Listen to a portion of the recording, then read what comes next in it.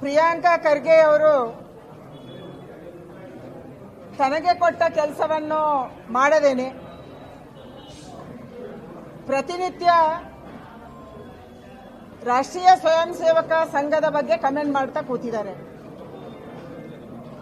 ಹಿಂದೆ ಅವರು ಗ್ರಾಮೀಣಾಭಿವೃದ್ಧಿ ಸಚಿವರಾಗಿದ್ರು, ಅದರಲ್ಲಿ ಅವರ ಸಾಧನೆ ಏನು? ಶೂನ್ಯ.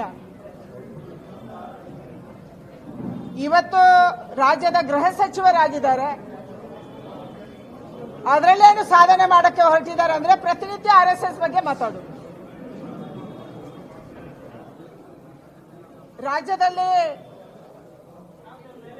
ಹತ್ಯೆ ಆಗ್ತಾ ಇದೆ, ಕಾನೂನು ಸುವ್ಯವಸ್ಥೆ ಹದಗೆಟ್ಟಿದೆ,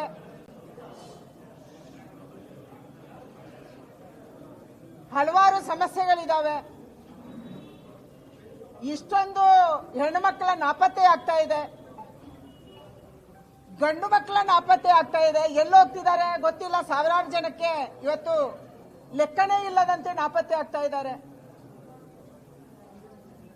ಇದು ಯಾವುದೇ ಕಡೆ ಗಮನ ಕೊಡದೇನೆ ದಿನ ಅವರಿಗೆ ಟಿವಿಯಲ್ಲಿ ಬರಬೇಕು, ದಿನ ಅವರು ಸುದ್ದಿಯಲ್ಲಿ ಇರಬೇಕು. ಅವರು ಸುದ್ದಿಯಲ್ಲಿರುವುದಕ್ಕಾಗಿ RSS ಅನ್ನು ಮಾತಾಡಬೇಕು. ಇದು ಬಿಟ್ಟು ನೀವು ಏನು ಕೆಲಸ ಮಾಡಿದಿರಿ ಅನ್ನುವಂಥದ್ದನ್ನ ರಾಜ್ಯಕ್ಕೆ ಸ್ಪಷ್ಟ ಮಾಡಬೇಕು. ನೀವು ಅವರಿಗೆ ಅಹಂಕಾರ ಏನು? ಅವರು ಮಲ್ಲಿಕಾರ್ಜುನ ಖರ್ಗೆ ಅವರ ಪುತ್ರ. ಮಲ್ಲಿಕಾರ್ಜುನ ಖರ್ಗೆ ಅವರು ದೇಶದ ಕಾಂಗ್ರೆಸ್ಸಿನ ಅಧ್ಯಕ್ಷ. ನಂಗೆ ಯಾರು ಮುಟ್ಟಕ್ಕಾಗಲ್ಲ, ನಂಗೆ ಯಾರು ಪ್ರಶ್ನೆ ಮಾಡಕ್ಕಾಗಲ್ಲ.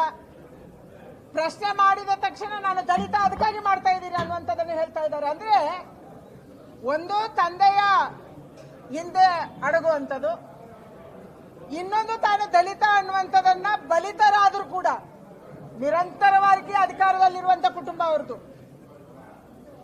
ಆದ್ರೂ ಕೂಡ ಅದನ್ನ ಮಾತಾಡಿ ಅದರ ನೆರಳನ್ನ ತಗೊಳ್ಳುವಂಥದ್ದು. ಇದು ಇವತ್ತು ಪ್ರಿಯಾಂಕಾ ಖರ್ಗೆ ಅವರು ಮಾಡ್ತಿದ್ದಾರೆ. ನಾನು ಪ್ರಿಯಾಂಕಾ ಖರ್ಗೆ ಅವರಿಗೆ ಒಂದೇ ವಿನಂತಿ ಮಾಡುವಂಥದ್ದು, ದಯಮಾಡಿ ನೀವು RSSನ ಬಗ್ಗೆ ಮಾತಾಡೋದನ್ನು ಬಿಟ್ಟು ನಿಮ್ಮ ಕೆಲಸ ಏನಿದೆ, ರಾಜ್ಯದಲ್ಲಿ ನಾಪತ್ತೆಯಾದವರ ಕೆಲಸ ಏನಾಗಿದೆ, ರಾಜ್ಯದಲ್ಲಿ ಪೊಲೀಸ್ ಇಲಾಖೆ ಏನ್ ಮಾಡ್ತಿದ್ದಾರೆ, ಯಾವ ಅಧಿಕಾರಿ ಡ್ಯೂಟಿಗೆ ಹೋಗ್ತಿದಾರೋ ಇಲ್ಲೋ, ಯಾರು ಡ್ರಗ್ ಮಾಫಿಯಾದಲ್ಲಿ ಶಾಮೀಲಾಗಿದ್ದಾರೆ, ಯಾರು ಬೆಗ್ಗಿಂಗ್ ಮಾಫಿಯಾದಲ್ಲಿ ಶಾಮೀಲಾಗಿದ್ದಾರೆ, ಯಾರು ಇಲ್ಲಿಗಲ್ ಕೆಲಸದಲ್ಲಿ ಶಾಮೀಲಾಗಿದ್ದಾರೆ, ಯಾವ ಪೊಲೀಸ್ ಅಧಿಕಾರಿ ಬರೀ ರೆವೆನ್ಯೂ ಕೆಲಸ ಮಾತ್ರ ನೋಡ್ತಾ ಇದ್ದಾನೆ, ಇದರ ಬಗ್ಗೆ ಗಮನವನ್ನು ಕೊಟ್ಟು ನಿಮ್ಮ ಇಲಾಖೆಯನ್ನ ತಹಬದಿಗೆ ತರುವಂತದ್ದು, ಶಿಸ್ತು ತರುವಂತದನ್ನ ಮಾಡಬೇಕನ್ನುವಂತ ಆಗ್ರಹವನ್ನು ನಾನು ಮಾಡ್ತಾ ಇದ್ದೀನಿ.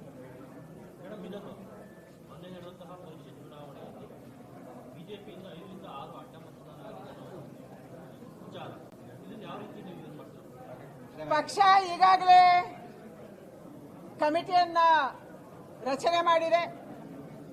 ಇದು ಹಿರಿಯರ ಗಮನಕ್ಕೆ ಬಂದಿದೆ, ನಮ್ಮ ಹೈಕಮಾಂಡ್ ಗಮನಕ್ಕೆ ಬಂದಿದೆ. ಸಹಜವಾಗಿ ಪಕ್ಷ ಏನು ಶಿಸ್ತು ಕ್ರಮವನ್ನು ತಗೊಳುತ್ತೆ, ಹೇಗೆ ತನಿಖೆಯನ್ನು ಮಾಡುತ್ತೆ ಅದನ್ನು ಮಾಡಲಾಗುತ್ತೆ.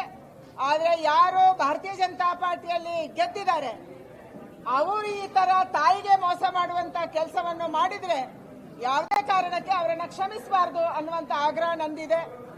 ಇಬ್ರು ಶಾಸಕರು ಓಪನ್ ಆಗಿ ಕಾಂಗ್ರೆಸ್ಗೆ ಮತದಾನ ಮಾಡ್ತಾರೆ ಮತ್ತು ಏನೋ ನಾಚಿಕೆ ಇಲ್ಲದೇನೆ,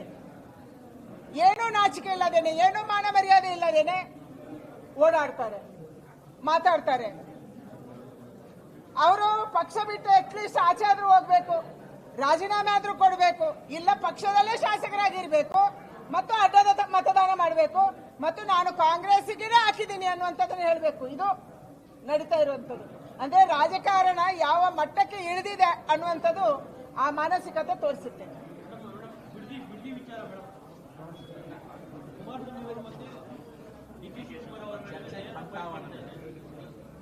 ಒಂದು ಕೇವಲ ಬಿಡದಿ ಅಲ್ಲ, ಈಗಾಗಲೇ ಕೆಂಪೇಗೌಡ ಬಡಾವಣೆ, ಶಿವರಾಮ್ ಕಾರಂತ್ ಬಡಾವಣೆ, ಬೇರೆ ಬೇರೆ ಬಡಾವಣೆಗಳನ್ನ ಬೆಂಗಳೂರಲ್ಲಿ ನಾವು ಮಾಡಿದೀವಿ. ಎಲ್ಲಿಗೂ ಮೂಲಭೂತ ಸೌಕರ್ಯ ಕೊಟ್ಟಿಲ್ಲ. ನನ್ನದೇ ಕ್ಷೇತ್ರದಲ್ಲಿ ಕೆಂಪೇಗೌಡ ಬಡಾವಣೆ ಇಷ್ಟೊಂದು ದೊಡ್ಡ ಏರಿಯಾ ಇದೆ, ಎಲ್ಲಿ ನೀವು ಮೂಲಭೂತ ಸೌಕರ್ಯ ಕೊಟ್ರಿ? ಯಾರು ಸೈಟ್ ತಗೊಂಡಿದ್ದಾರೆ ಕಳೆದ 10 ವರ್ಷದಿಂದ ಬಂದಿಲ್ಲ ಅಂದ್ರೆ ಅವ್ರಿಗೆ ಇನ್ನೊಂದು ಕಡೆ ಸೈಟ್ ಇರಬೇಕು. ಯಾರಿಗೆ ಸೈಟ್ ಇಲ್ಲ, ಸೈಟ್ ತಗೊಂಡ್ರೆ ಅವ್ರು ಬಂದು ಮನೆ ಕಟ್ತಾರೆ ತಾನೆ, ಮನೆ ಕಟ್ಟಿಲ್ಲ. ಮನೆ ಕಟ್ಟಿಲ್ಲ ಅಂದ್ರೆ ಏನ್ ಅರ್ಥ? ನಿಮ್ಗೆ ಅದು ಬೇಕಾಗಿಲ್ಲ, ನಿಮ್ಗೆ ಬೇರೆ ಎಲ್ಲೋ ಇದೆ, ದೊಡ್ಡ ಯಾರಿಗೂ ಇನ್ಸೂರೆನ್ಸ್ ಮಾಡಿ ತಗೊಂಡಿದ್ದೀರಿ. ಇದನ್ನು ಮುಟ್ಟುಗೋಲ ಹಾಕುವಂತ ಕೆಲಸ ಮೊದಲು ಆಗ್ಬೇಕು, ಆಮೇಲೆ ನೀವು ಹೊಸದ್ರ ಬಗ್ಗೆ ಯೋಚನೆ ಮಾಡಬೇಕು. ಬೆಂಗಳೂರನ್ನ ಮತ್ತೆ ಮತ್ತೆ ಬೆಳೆಸಿ ನೀವು ನೀರೆಲ್ಲಿಂದ ಕೊಡ್ತೀರಿ? ಇವತ್ತು ನೀರಿಗೆ ಸಮಸ್ಯೆ ಇದೆ, ವಿದ್ಯುತ್ತಿಗೆ ಸಮಸ್ಯೆ ಇದೆ, ಬಿಲ್ ಜಾಸ್ತಿ ಮಾಡ್ತಾ ಇದ್ದೀರಿ, ಕಸ ಎತ್ತಕ್ಕೆ ಸಮಸ್ಯೆ ಇದೆ. ಬೆಂಗಳೂರನ್ನ ಬೆಳೆಸಬೇಕು, ಯಾಕಂದ್ರೆ ನಿಮ್ಮ ರಿಯಲ್ ಎಸ್ಟೇಟ್ ನಡಿಬೇಕು, ನಿಮ್ಮ ಭೂ ಮಾಫಿಯಾ ನಡಿಬೇಕು, ನೀವು ಜಮೀನು ಮಾಡಬೇಕು. ಈ ಕಾರಣಕ್ಕಾಗಿ ಇವತ್ತು ಅದು ಬಿಡದಿಯ ಟೌನ್ಶಿಪ್ ಇರ್ಬೋದು ಅಥವಾ ಬೇರೆ ಟೌನ್ಶಿಪ್ ಇರ್ಬೋದು, ಇದರ ಬಗ್ಗೆ ಯೋಚನೆ ಆಗ್ತಿದೆ. ನಾನು ಆಗ್ರಹ ಮಾಡ್ತಾ ಇರುವಂತದ್ದು, ಈಗಾಗಲೇ ಯಾವ ಜಮೀನನ್ನ ನೀವು ತಗೊಂಡಿದ್ದೀರಿ, ಯಾವ ಬಡಾವಣೆಯನ್ನ ನೀವು ಮಾಡಿದಿರಿ, ಅದರಲ್ಲಿ ಮೂಲಭೂತ ಸೌಕರ್ಯ ಕೊಡಿ. ಎಲ್ಲಿ ಕಾಲು ಸೈಟ್ ಇದೆ ಅದನ್ನು ಮುಟ್ಗೋಳ ಹಾಕೊಂಡು ಯಾರು ಸೈಟ್ ಕೇಳಿದ್ದಾರೆ ಅವರಿಗೆ ಕೊಡುವಂತ ಕೆಲಸ ಮಾಡಿ. ಇದನ್ನು ಸರ್ಕಾರ ಮಾಡಬೇಕನ್ನುವಂತ ಆಗ್ರಹ ಮಾಡ್ತಾ ಇದ್ದೀನಿ.